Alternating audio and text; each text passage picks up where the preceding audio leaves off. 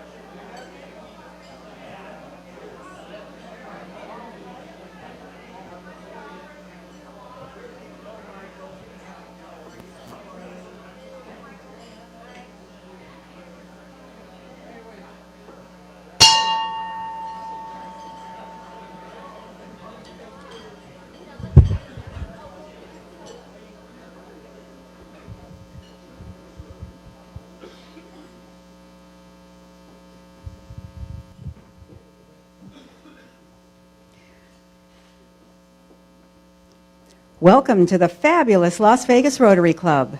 Rotary International President Mark Daniel Maloney's theme for this year asks us Rotarians to strengthen the many ways that Rotary connections that allow talented, thoughtful, and generous people to unite and take meaningful action through Rotary service.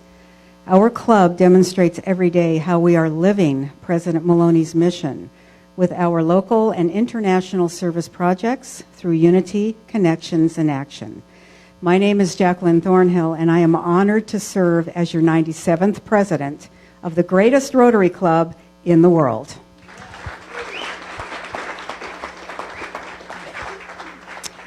If you have your cell phone, please take it out and participate in our Facebook live stream.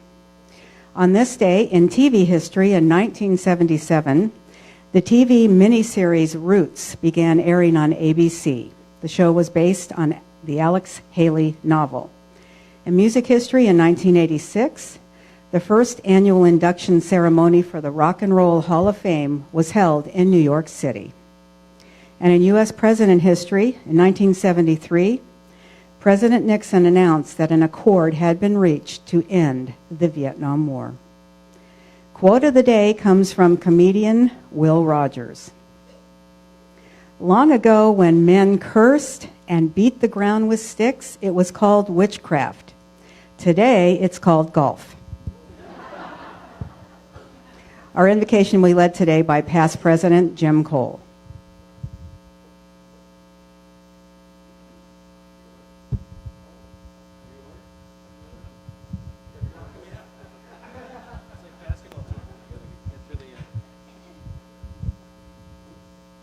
Thank you.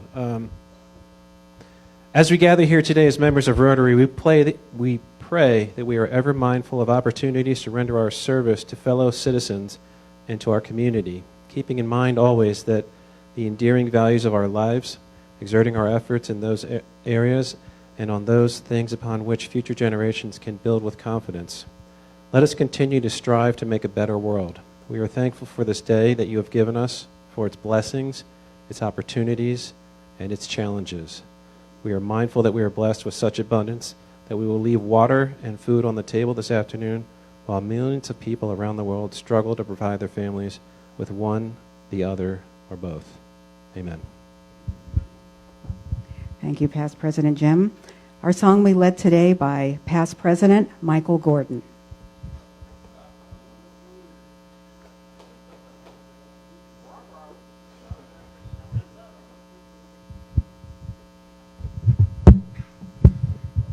So a couple of weeks ago, while the Gordon family was sitting snug on our couch watching old Christmas movies, it occurred to me how many things had changed since some of those movies were first recorded.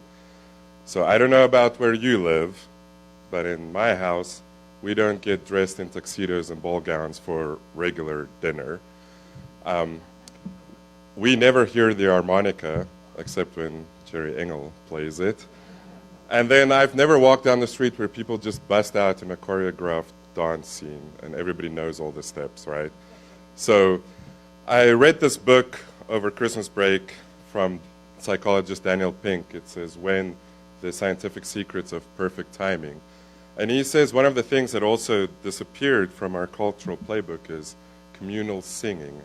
As membership decreases in civic organizations and churches, people don't sing together as much anymore.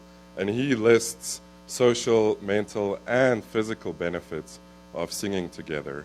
And some of that, he says, it creates cohesion and closeness, and actually, that when you sing together, your hearts beat in unison.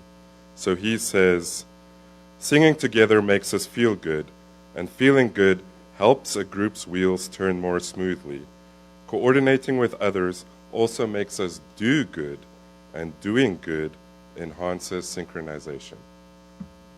So with hearts aligned, thankful for our many blessings, and focused on the good projects that this club does in Las Vegas and around the world, let us sing, God Bless America.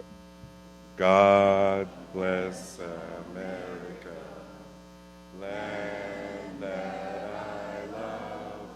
Stand beside her and guide her through the night with the light from above. From the mountains to the prairies, to the oceans, white with foam. God bless America, my home, sweet home. God bless America, my home, sweet home.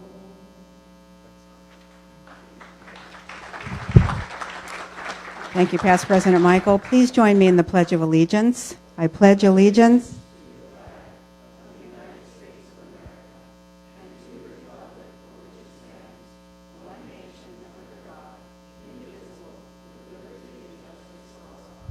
Thank you. Please be seated. Our Sergeant at Arms today is Kirk Alexander. Are you ready, Kirk? Please remember to hold all our applause until all our visitors and guests have been introduced. We do have an international Rotarian, so please take the mic to Bob Werner. Here you are, Bob. It is my pleasure to introduce to us a revolving Rotarians from Germany, Deutschland über alles, as we know, right? And he comes to the shot show. Well, I'll let you tell him. Hello, my name is Michael from Germany. I'm attending the SHOT Show at the Sense Expo, and thank you for having me today. Thank you. Welcome, welcome. Did I give you a flag last time? Oh, he already has one? Hold on. Here you go. Okay, visiting Rotarians, please. Raise your hand, visiting Rotarians.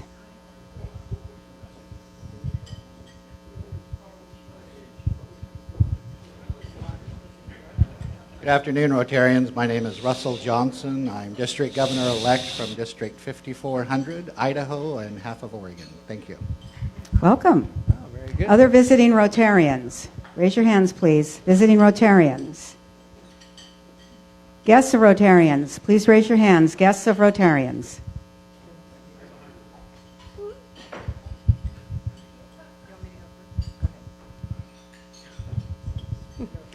We have Jesse Oakley with Toastmasters visiting us today. Welcome. Hello, everyone. We have Adric Akobi with U.S. Bank joining us as a guest as well. Welcome. Other guests of Rotarians. Folks, this is Andriy Armenian, and he is the Honorary Consul of the Republic of Armenia, and he's stationed in Las Vegas. It's interesting. He's from Armenia, and his last name is Armenian. How appropriate. Andy, welcome. We're going to have a conversation after lunch today about a project that we might be able to do with Armenia or the Ukraine. Thank you, Andy, for being here. Welcome.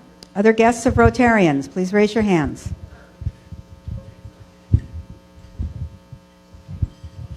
Our club's guest today is Chris Palladino from Junior Achievement. He came with a large bag, and I'm assuming he's planning on leaving here with that bag full of small denomination bills. At least one. Welcome. Other guests of Rotarians. On my way, Tony. I'm on my way.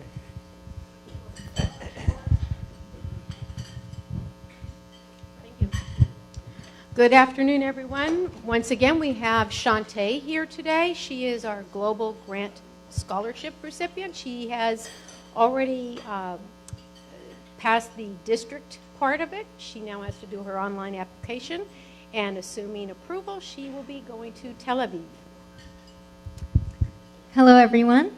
It's so nice to be joining you today. I just want to thank the Las Vegas Rotary Club and District 5300 for affording me such an amazing opportunity.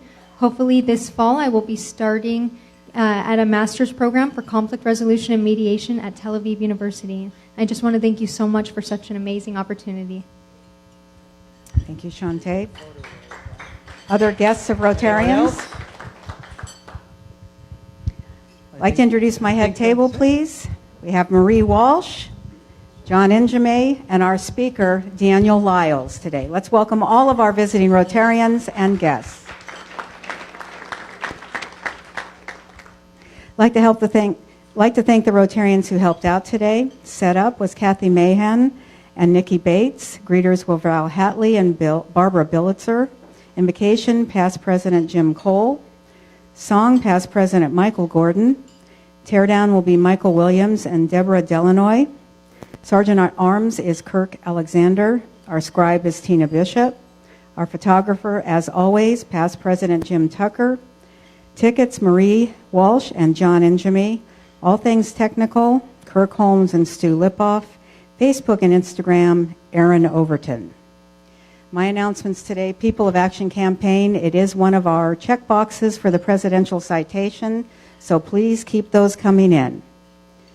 A reminder that your monthly or quarterly contributions to our Las Vegas Rotary Foundation is what helps fund our projects, and please consider donating to our permanent fund to keep our legacy going. I have a video to share, and this just came into my email, so I want to make sure that everyone takes a quick listen.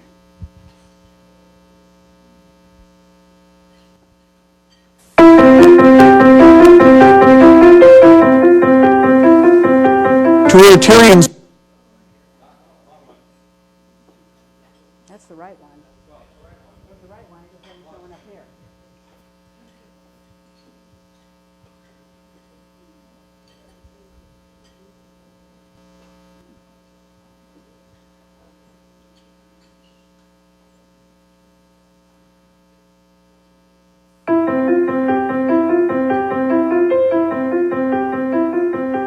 To Rotarians from around the world, thank you for inspiring us and helping make incredible progress against polio. So many of you have been part of fundraising and vaccination efforts and called on your leaders to stay vigilant against this virus. Because of that, we're now on the verge of eradicating a human disease for the second time in history. But the final steps to a polio-free world are the hardest, so we need your help to get there, so no child will ever have to suffer from polio in the future. The Gates Foundation's long-standing partnership with Rotary has been vital to fighting polio. We need to keep that up.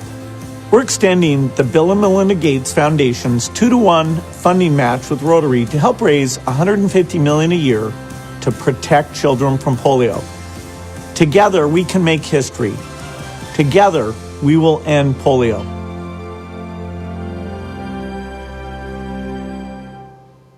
Thank you again to the Gates Foundation for supporting us again. Those of you that are contributing to Polio Plus, thank you. Those of you who would like to increase or change your contributions, please see Sean about that. And I just wanted to, Shantae told us her story. She is going to be, and I'm saying she's going to be, our Global Grant Scholar, so let's please give her a round of applause.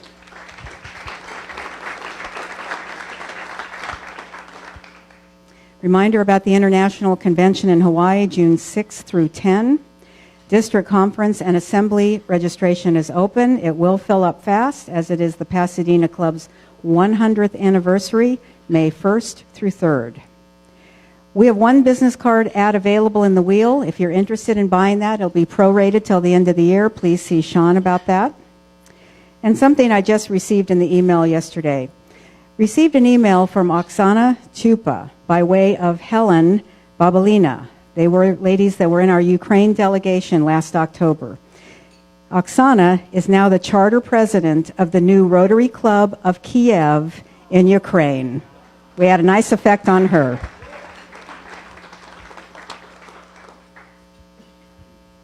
Janet Linder had surgery yesterday, and according to Steve, she came through it with flying colors and should be back in the saddle very quickly.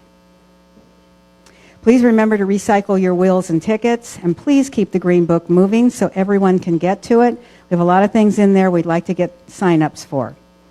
Okay, we're going to go straight to our presentations. I'd like to call forward President-elect Richard Jost.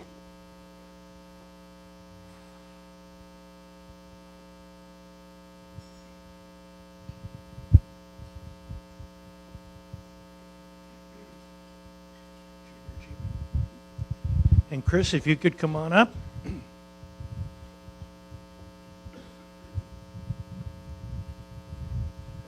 I won't repeat everything I said last week, but we are really blessed this year to have a significant amount of money in our Community Grants Fund to be able to respond to a number of very worthwhile organizations here in town and fund them at the level that they've requested. And so, without further ado, here's $4,000. Would you like to say something about you?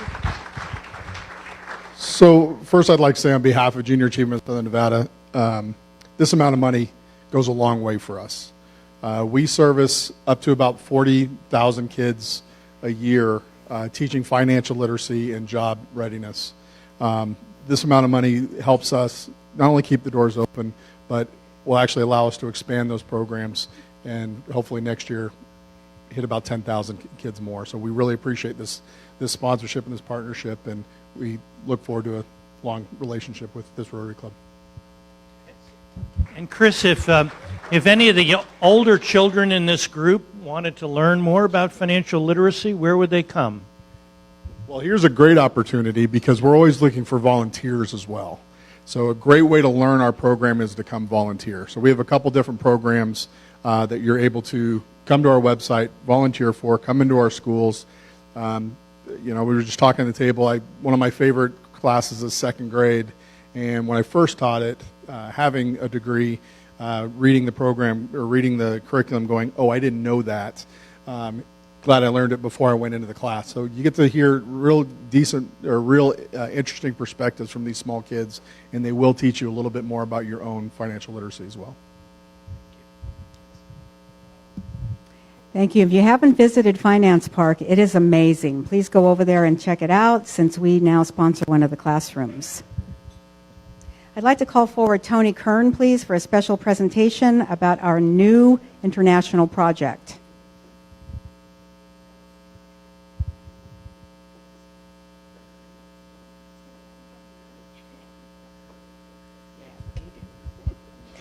Hi, everyone. As Jackie has told you, we are working on the Together We Read program. Jackie, Kathy Mahan, and I have already been in discussions with our partner, Spread the Word Nevada, and we have two aspects that are coming up because we're going to get this program rolling. It's still being shaped and formed, but we are getting our club's version shaped and formed, and we need your help. The two aspects that we're working on, first is going to be a distribution of surveys, and it will be done electronically and on paper. Electronically with the permission of Shannon Brown. Thank you, Shannon. It will go electronically to all the students or parents of students at Beckley.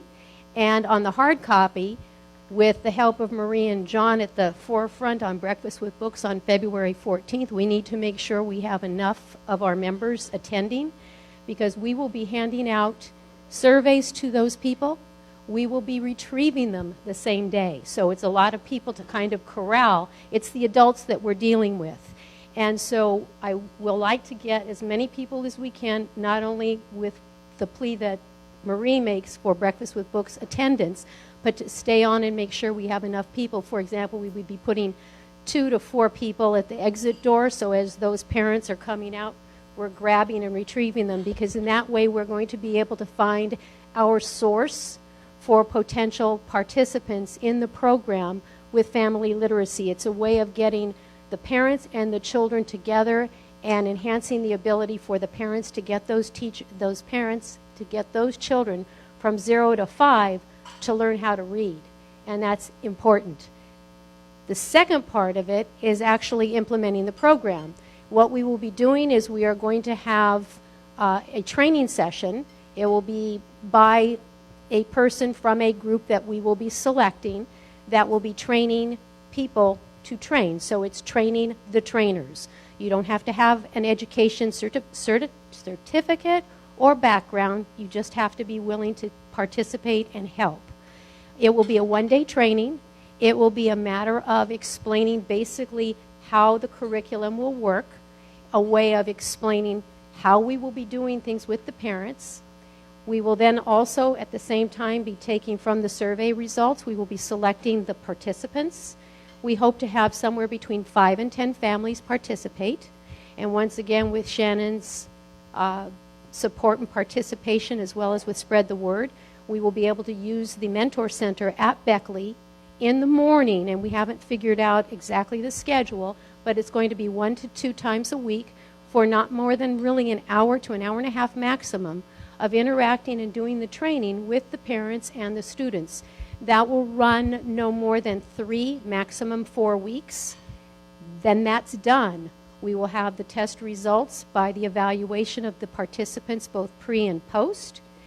Jackie will be reporting it to the district governor, and hopefully it will be something that can be replicated throughout the district and nationwide ultimately. So we need to make sure we have enough people to help at Breakfast with Books February 14 to do the distribution and collection of surveys. And number 2, participants to be trainers. We already have Nikki. She's locked in, Nikki Bates. And we'd like to get more. Oh, and Bill Steeren, I'm going to nab him hopefully later. February 11th is Breakfast with Books. I'm sorry, I've been putting down the 14th. I apologize. February 11th. There you go. What can I say? Thank you for correcting. So please, everyone, think about participating. We will get something in the Green Book, but don't hesitate to contact myself or Kathy Mahan to say, I'm interested in what you want to do. Thank you. Thank you, Tony. Now, please take, Kirk, if you take the microphone, please, to Shannon Brown so she can give us an update on Beckley. You betcha. Well, good afternoon, all of my favorite Rotarians. I hope everybody is well. First of all, you heard some pretty amazing news. I am very excited and very honored to be sponsoring something that could have major effects in all of Clark County School District from the efforts that the Rotary Club brings. So thank you so much for giving me the opportunity to pay some of that back and hopefully build some things forward for you guys as well. Just a couple notes. First of all, our amazing speaker this evening is our very own Daniel Lyles, so I'm super excited for him to be here for that. So that's a great plus for us. We do have one upcoming event on February 7th, which is a Friday. We are having Career Day. So if anybody would be interested in just coming and sharing what you do in your job on a daily basis to a bunch of kids who would love to hear different types of jobs that are out there, please feel free to reach out to Marie or myself, and we would love to get you to come to school and share that information. And that's basically the big update. So thanks so much, everybody. Thank you, Shannon. Thank you, Shannon. And I just found out from Sean that we are sending around card for Janet Linder. We are also sending around a card for Tom Axtell because his father passed away. So please make sure the card gets all the way around. Okay, I'd like to call forward Carrie Gross about the new international project for the 25 Club. And we need a video. You going up?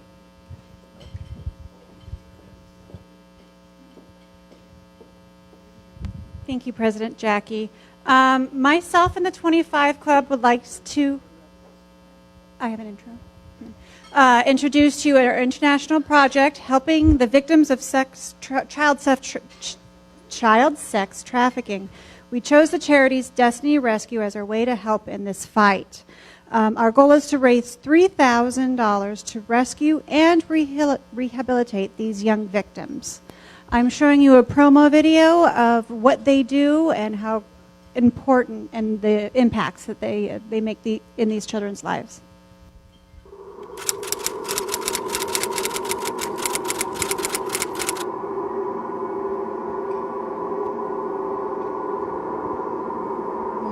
It always starts right here.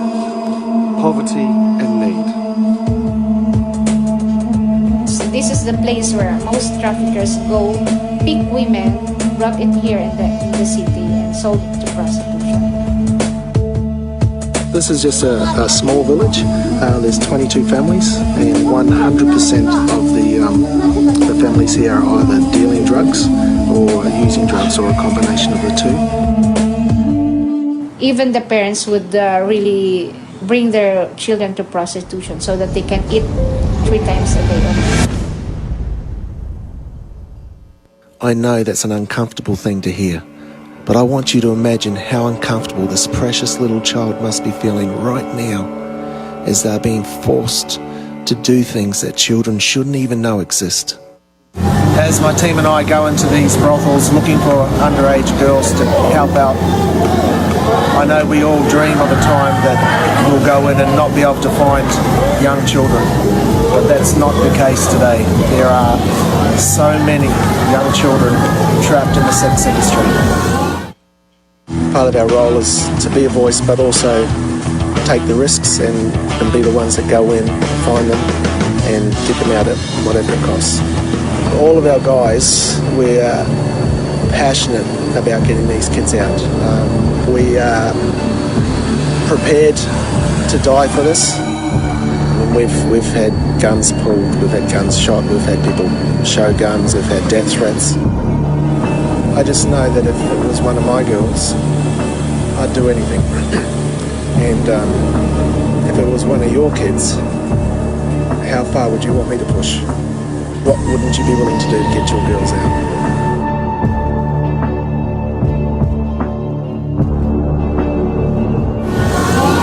Every 26 seconds, a new child is being forced into this industry, and it has to stop. And it's only going to stop if good people like you and I stand up and refuse to do nothing.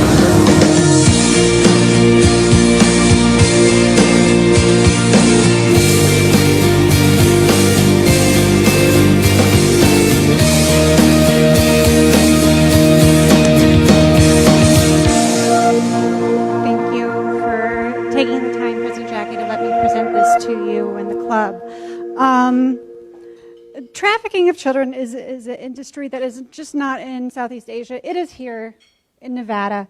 Like you said, every 26 seconds, a child is taken into sex trafficking. In some circles, these are called throwaway children. It's a harsh term for those caught in this underground world that is really in our neighborhood. Trafficked victims are traditionally from Southeast Asia, but it's expanded. It's now Latin America, even the new independent states in Central and Eastern Europe. We here at the 25 Club and I are asking for your help. We are trying to raise $3,000 in a few different ways. We are looking at engaging our students at Clark High School to help and make and sell some bracelets to the student population there. We have a couple of events that we're planning to benefit Destiny Rescue and would like donations from the club. If you can, the donations sign up will be in the Green Book next week. If you have any questions or have any ideas, additional ways to help us raise our funds, please see me after the meeting. Thank you. Thank you, Carrie. Those of you that attended the Peace Conference back in November heard these people speak, and it was pretty sad. Okay, You have 3 minutes for you know what.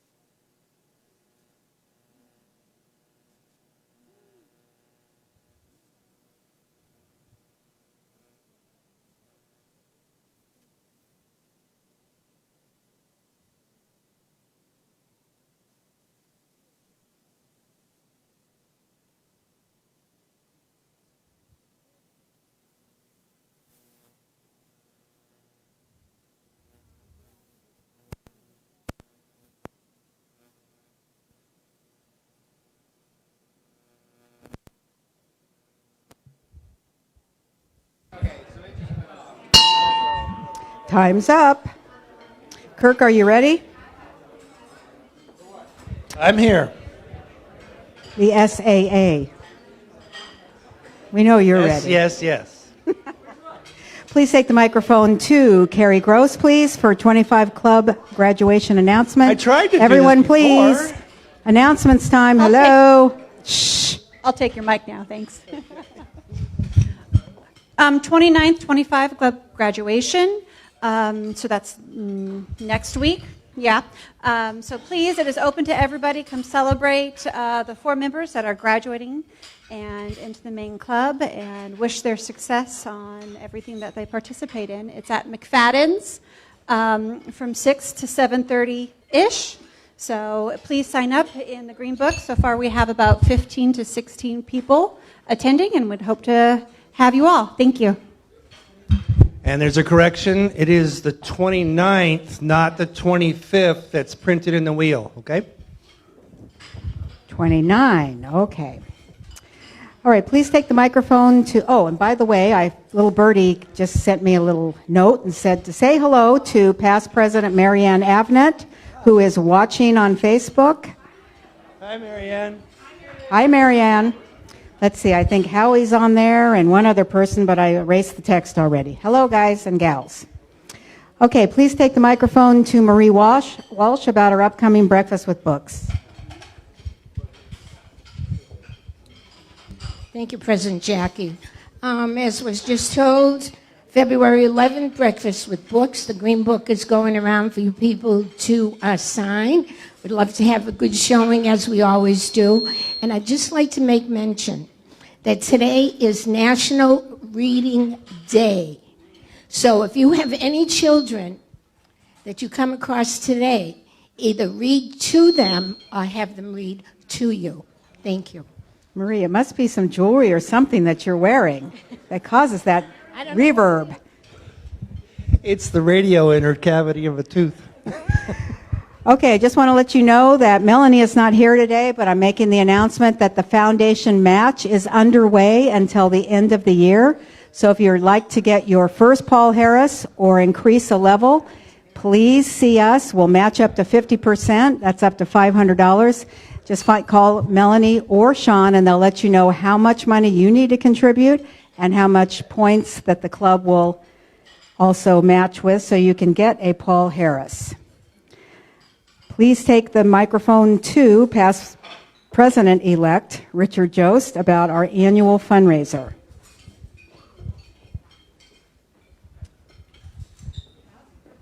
Right here, Richard. Right, Rich, you going up front? Okay. Going up front. First of all, I'm thrilled to hear I'm the past president-elect, so apparently I did a good job, huh? And I'm relieved. Wow, in a heartbeat. Our annual fundraiser is coming up, and while we'd love to have everybody buy a ticket, we'd be even happier if you'd buy 2 or more tickets. And this year, we're not asking you to take tickets and sell them and bring the money back. We're asking you to buy the tickets, and then if you can resell them to someone else, God bless you, and if you can't, we'll look for you at the show. And the tickets will be available over in the corner after the meeting is over today. And again, the more tickets you can buy and use, give them away to your business associates, give them away to your friends and family, the more successful our event will be. Thank you. Thank you, President-elect. You still have an upcoming year. Okay. Please take the microphone to Michael Williams, please, about our upcoming RILA. Where are you, Michael? I saw you. There you are.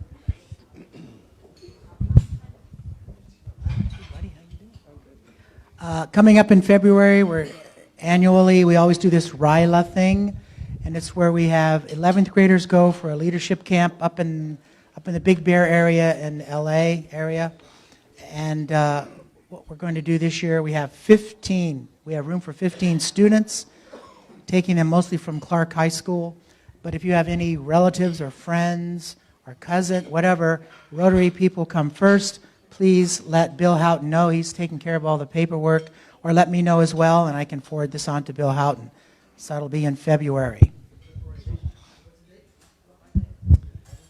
What's the dates of RILA? I think it's, what is it, March 21, 22, 23? Should be in the wheel somewhere, I think. I think it's 13. Thank you. Thank you, I thought Michael. It was 21, 22, 23. I was just informed by past President Jim Tucker that the Super Bowl board is sold out. Thank you very much. Best of luck to everybody. Okay, and our last announcement for Deb Granda to remind you of our Red Cross blood drive, February 28th, right here in this room from 10 to 3:30. Please sign up in the Green Book or go to redcrossblood.org. Up in the right-hand corner, put Rotary in there, and then select the one that's here at Lowry's. We need donors, folks, and we also need help with administrative work. So if you can do either, please sign up in the Green Book or let Deb know. Okay, our raffle drawing today, $3,920 plus today's take. To draw for the Joker, last four, 8554. 8554.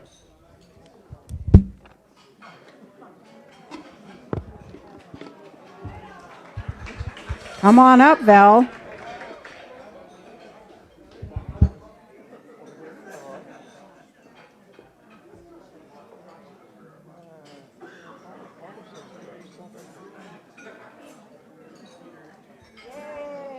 Yay. Thank you very much. You doubled your money. Okay, for the Lowry's bucks, last four is 8396. 8396.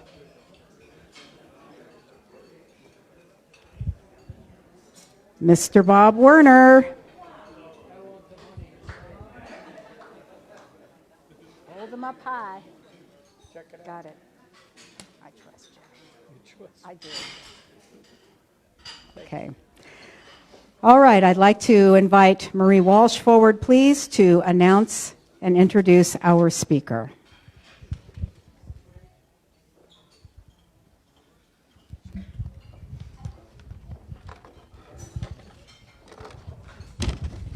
Thank you, President Jackie. Fellow Rotarians, for the last year, Daniel has attended our meetings as he is the instructional coach at Will Beckley Elementary School.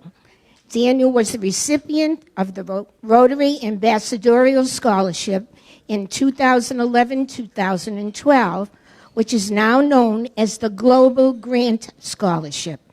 When I heard of his many accomplishments, I suggested he speak to our membership about his Rotary involvement so we may better understand and be more aware of this wonderful scholarship and what it brings to our youth.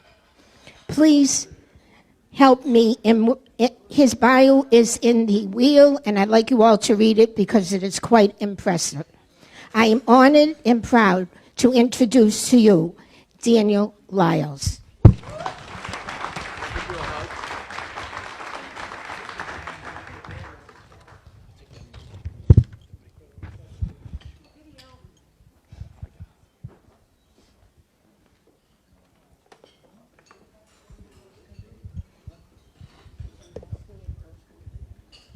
So good afternoon. My name is Daniel Lyles, and I was the 2012 Ambassadorial Scholar from District 5240, which is Thousand Oaks.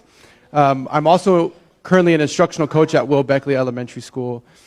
Before I get started, I have to thank President Jackie for this opportunity to speak at the club. I have to thank Marie, because she's Marie, and her legacy of being a tireless education advocate is inspiring. I think for me and for all of us, we can agree. And I would be remiss if I didn't thank our fearless leader, Shannon Brown and Eugene Toyama. Their leadership at our school is taking some transformations that are unbelievable, and it's also inspiring for me, so thank you.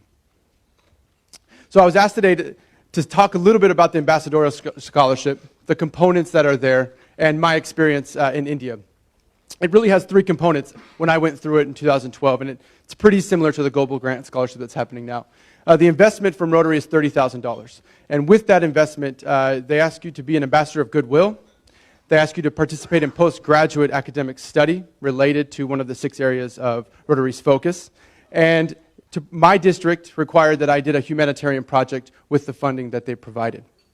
So I chose India as my host country, and my area of study was sustainable development, and my humanitarian project dealt with education and sanitation, which is a large part of where I'm at today in the field that I am. Before I went to India, a Rotarian stopped me and said, goodwill is a two-way street. You're going to receive as much as you're willing to give away. And when I landed in India, I found out there's no such thing as a two-way street. India is beautifully chaotic. This was me one weekend riding a bike rickshaw across the street and praying I got to the other side safely. On the right side is a beautiful flower market of a picture I took in Calcutta. Goodwill comes in many forms when you're traveling, and especially in India. The main form was my Rotarian host family. When I say that these people saved me, I mean it. I showed up at 1:30 in the morning after being delayed 12 hours and my bags being lost in Chicago.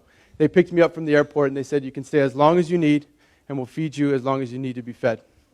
I stayed there for 2 weeks. I lost 14 pounds in 2 weeks because of culture shock, the Delhi heat, and I just wasn't eating because I was afraid to be honest, to get sick.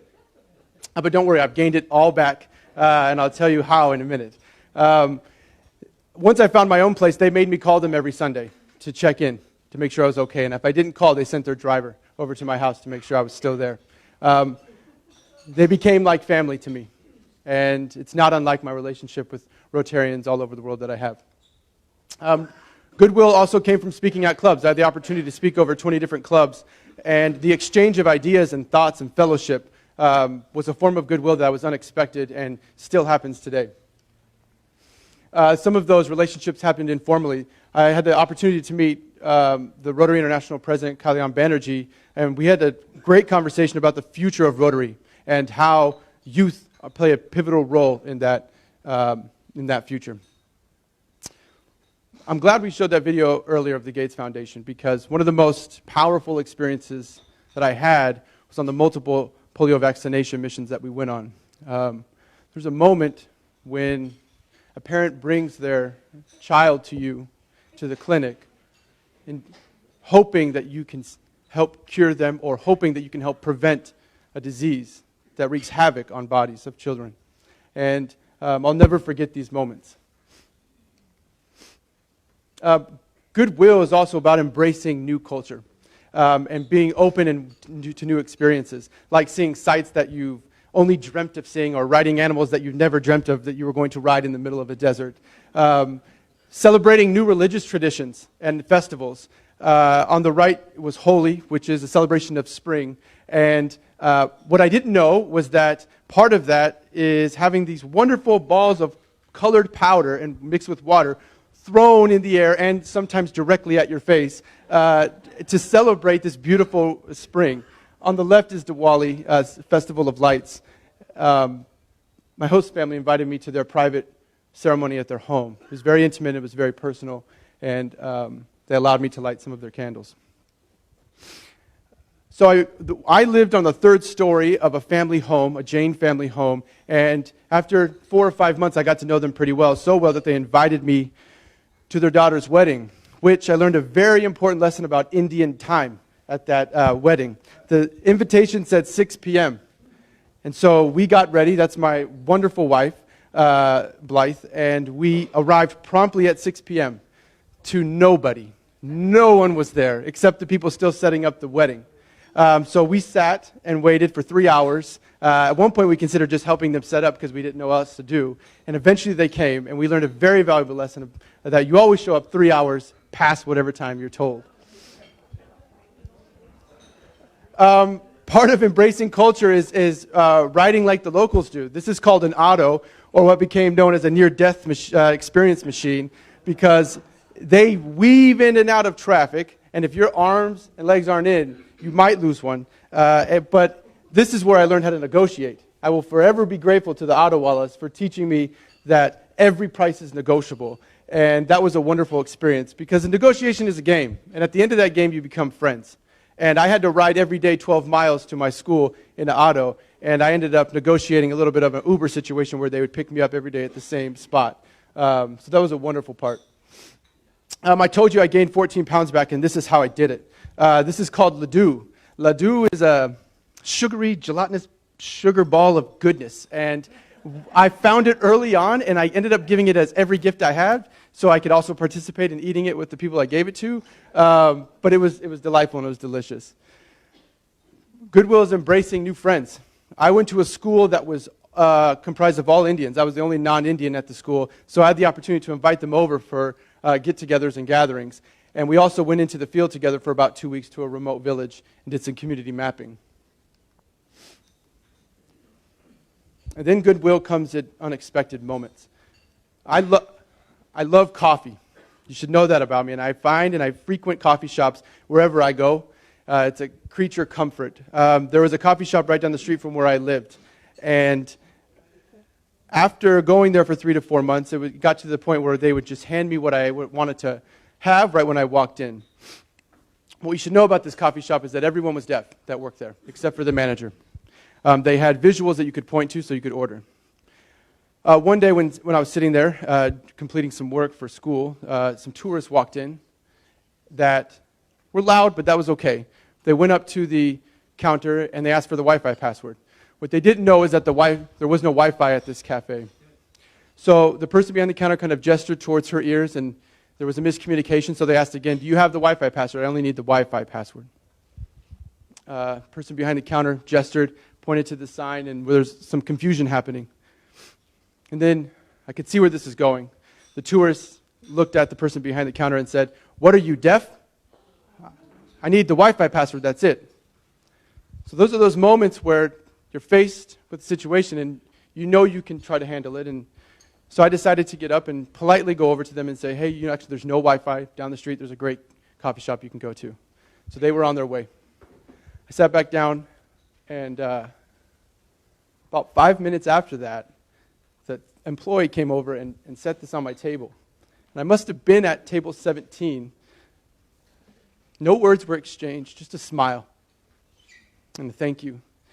And those are those moments where goodwill transcends culture, and you connect with a human being in a way that you didn't expect. I'll never forget that moment. So I'm going to put India into some scale for you. I found a great map of India and how it's being superimposed over the United States. The United States is roughly 3 times the size of India in terms of geographical area, but the populations are vastly different, 1.3 billion versus 330 million. What's interesting is that Delhi, the Delhi metro area, is roughly the same size in square miles to the Las Vegas Valley, which includes Boulder City and North Las Vegas and Henderson.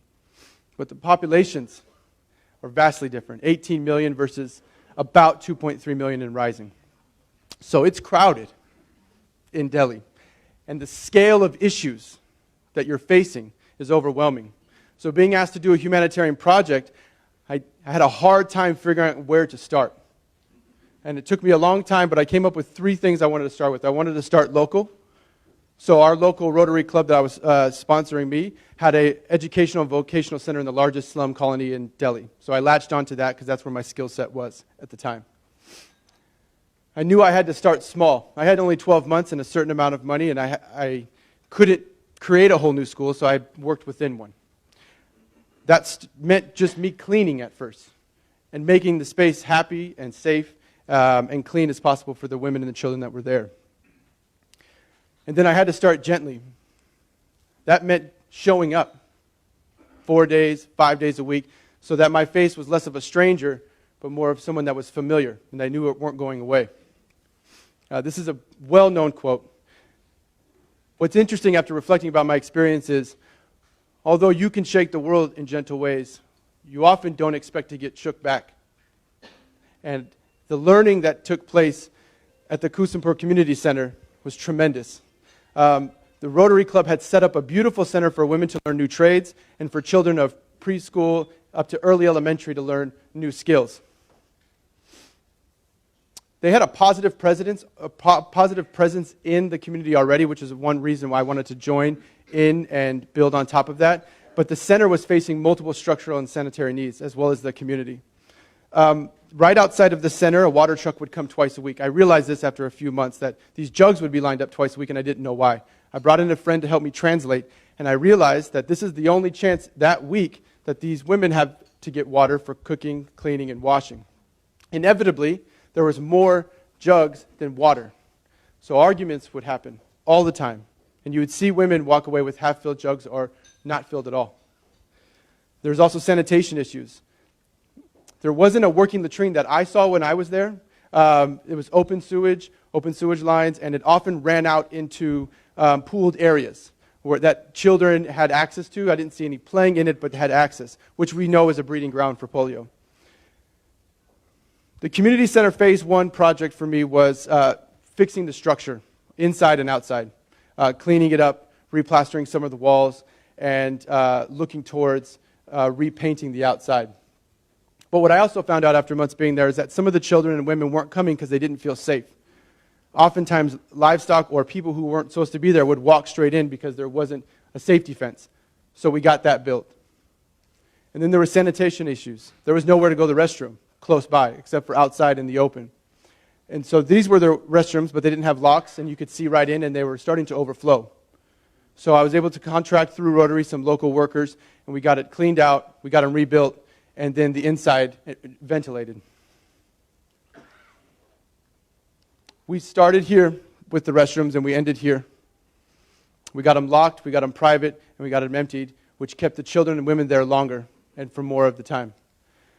We started here with the school, and we got to here. The mural on the outside had an unexpected consequence.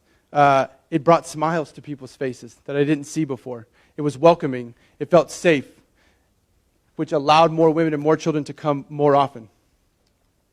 But there's more to this than just the structure. It was about the stakeholders, the Rotarians that were passionate about this project since the beginning.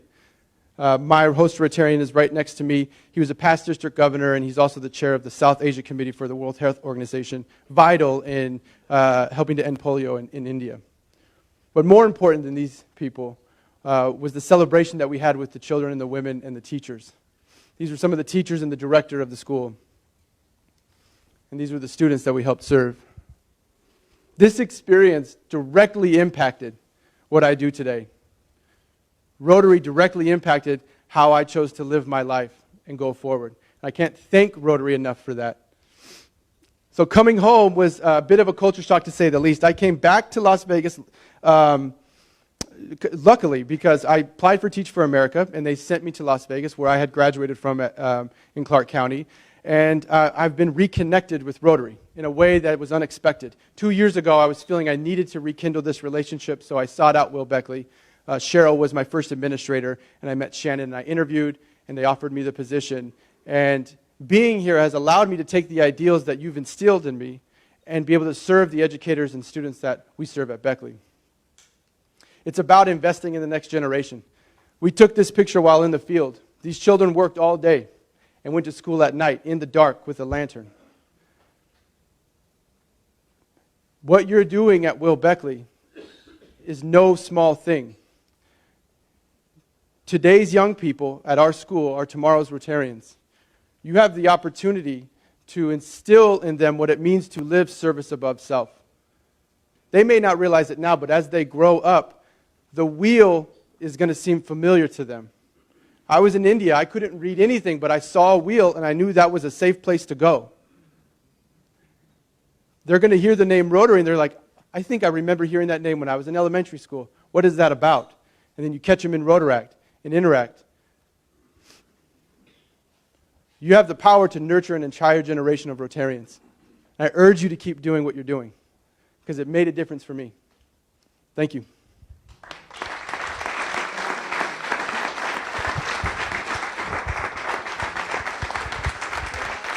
Yeah. So are there questions? I've been told it's Q&A time. Yeah. What's the average family size? So she asked, what's the average family size? And I want to say up front, I am by no means an expert of Indian culture or Indian statistics, but so I can't say exactly. But what I did find that was interesting was that there is a structure in which you live with your family your whole life. I don't mean to overgeneralize, but there are families who stay together and they live in the same home. And it's this beautiful idea of never leaving your parents because they've raised you and then it's time for you to take care of them. So I saw that structure many times and that was really wonderful. I have a frivolous question, but I'm going to ask it nonetheless. Could you tell us what dish you tried and liked the best and kind of explain to us what's in it? Yes. Got to be daring, come on. I'm trying to narrow it down. There's definitely the curry.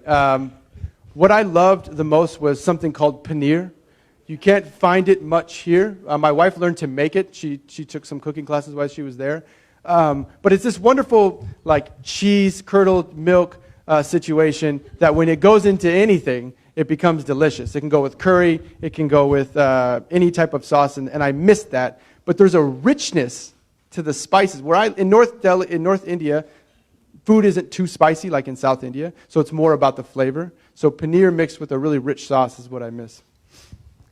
Talk to us a little bit about the challenges of communication. You referred once to a translator that you used. Did you do that all the time? Could you speak to that a little bit, please? Yeah, thank you. That's a great question. So the official language of India is technically English, but then you arrive and you realize that's sort of official, but then everybody speaks some kind of Hindi and English or Urdu and English. I often use the translator. All my classes at the school were all in English, so I got lucky there. But anytime I was in the community Kusumpur, I had to bring a translator in order to get anything done. So there was real language issues, but most of the time, in most places, I was able to get by with a little bit of English and a little bit of Hindi.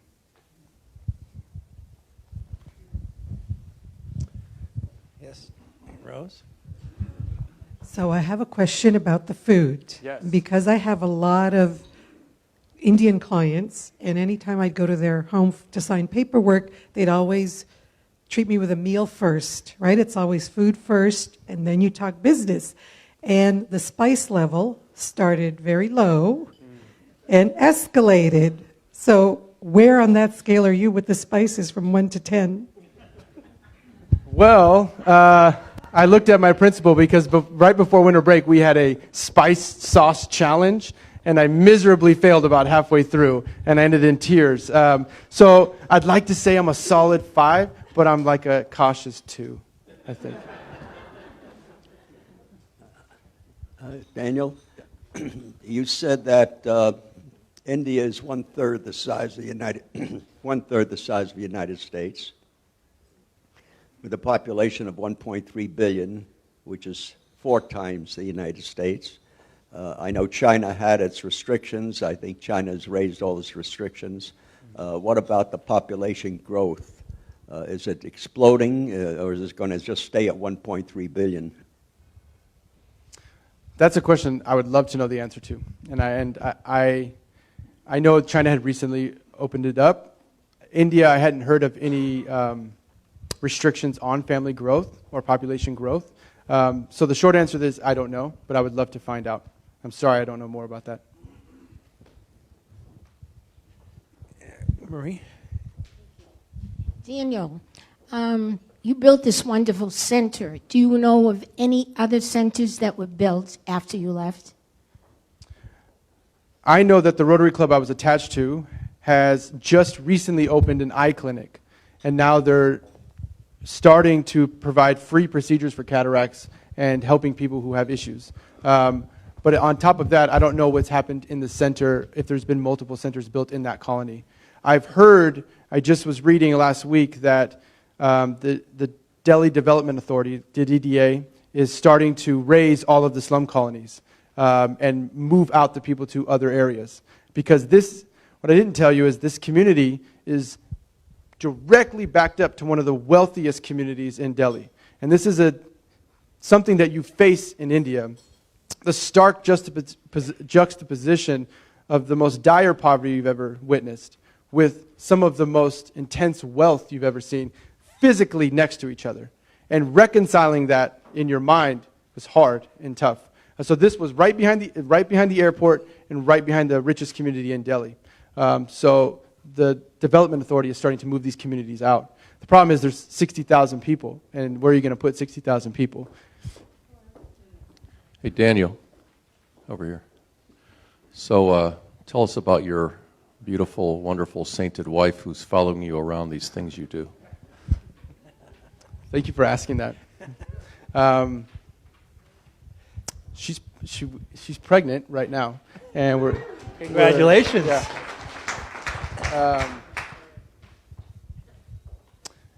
I married up. I think that's a good way to put it. She's the most intelligent, wonderful, gentle human being that I've ever met. She's wonderful, and I'm sorry I didn't bring her because I think you would love her, and all of you would love to meet her, and we're going to welcome our new son in late April. It's our first son, and I'm kind of freaking out, but I am also overjoyed by the whole thing. So sharing that experience together we talk about it almost every day.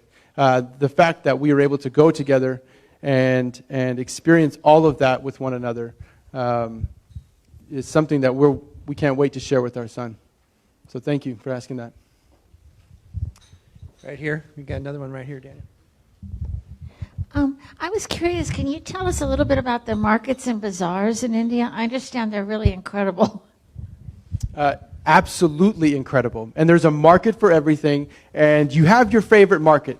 Not unlike Las Vegas, where you kind of have your favorite shopping mall or shopping strip. You have your favorite market that has everything you need. And the more you go, the better deals you get. Because the people see you, and I told you about negotiation. There's a friendliness, there's a gamesmanship in negotiation, and you always can tell when you've reached the end of negotiation because there's a smile that comes at you like, yeah, you reached my bottom price, and I reached where I'm going to go. And so the more you go, the better prices you get, the better friends you make. So the best market is probably the one that's closest to you. Daniel, right here. You talked about the juxtaposition of the bridge against the poor. What is it that you see happening as a result of interaction between those two communities? Do they shun each other? Do they communicate with each other?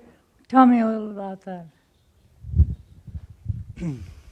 My host family had someone who lived with them. They called their servant. His name was Chandar Singh. He had been with them for 50 years since he was 14. He goes back to his village twice a year to see his family. Witnessing that relationship is unlike anything I've ever seen before. There's a love there that's hard to describe. There's also an employmentship, but there's also a distance between them. And that's not unlike the relationship you see between people and castes in the society. At the risk of overgeneralizing, because there's no way you can describe this because India is so complex. There's an awareness of the poverty. There's an effort to combat it, but it's there, and it's part of everyday life. But generally, people are aware of it. I didn't see a lot of shunning of what was going on.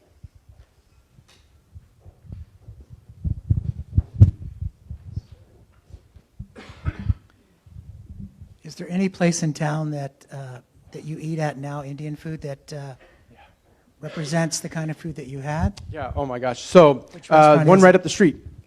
We had some parents at our school who last year, they own a restaurant. I think it's the India Masala Palace right down the street.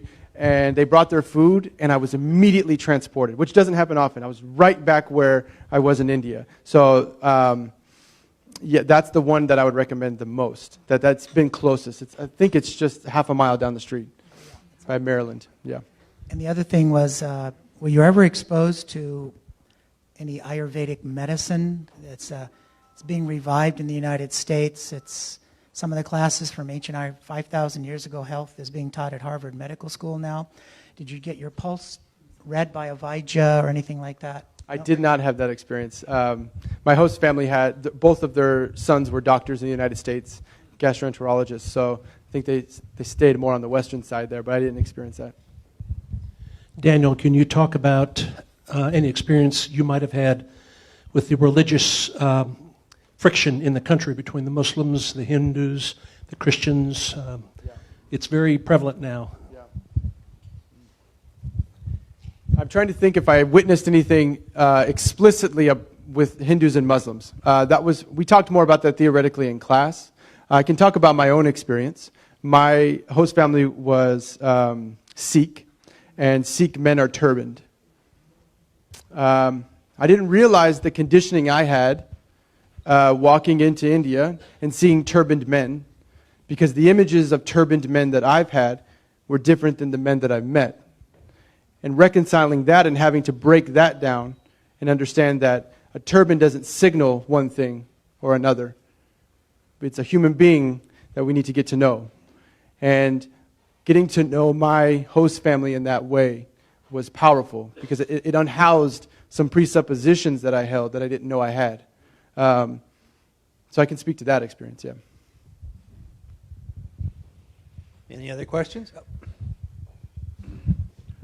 Kind of on the heels of Ted's question, did you find that there was a prevailing religion in India? Was there one that was more dominant than the rest? Great question. I think that it is pocketed. In India, it's a conglomeration of basically everything you can think of. So I think there are areas that are more Muslim, and definitely pockets in Delhi that were more Muslim communities, more Sikh communities, Hindu communities.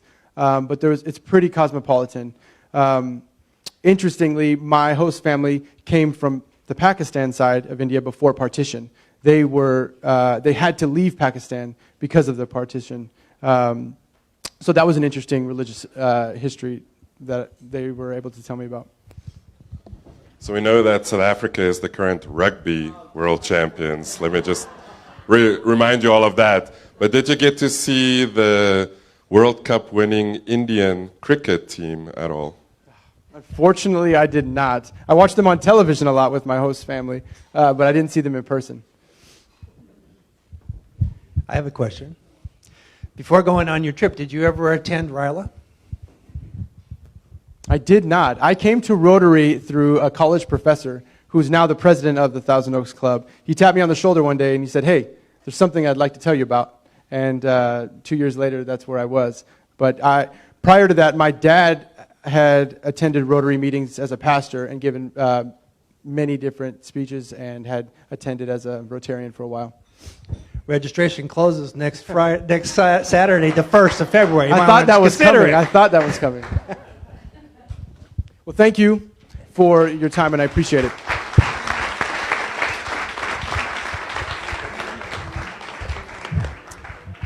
Daniel, amazing experience you had. Thank you for sharing it with us. It was just what an experience. And I know Shantae's looking forward to her time in Israel when she is finally given the nod. So thank you very much for sharing your story. I'd like to present you with our Share What You Can award, which means that we're giving a donation to the local USO in your name. Thank you so much.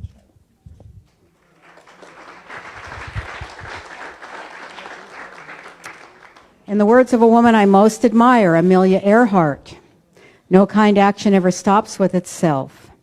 One kind action leads to another. Let's leave today building connections, taking kind action, serving one another, and rejoicing in the fellowship of Rotary. Meeting adjourned.